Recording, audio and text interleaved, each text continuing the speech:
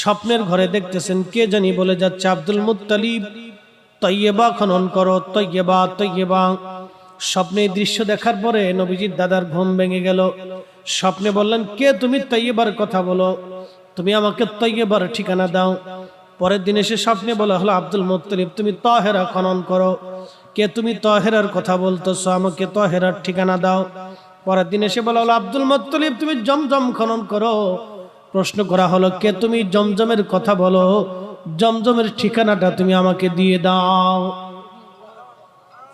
তখন বলা হলো, আব্দুল মুত্তালিব হবল মূর্তির পাশে যেখানে তোমরা পশু জবাই দাও, বলি দেওয়া হয়, এই পশুর রক্তগুলি গড়ায় গড়ায় যে নিচু জায়গা জমায়িত হয়, এইখানে একটা টিভি থাকবে, এখানে পিঁপড়ার দল বসবাস করে, এখানে একটা সাদা কাক এখানে ঠোকরা টুকরি করবে।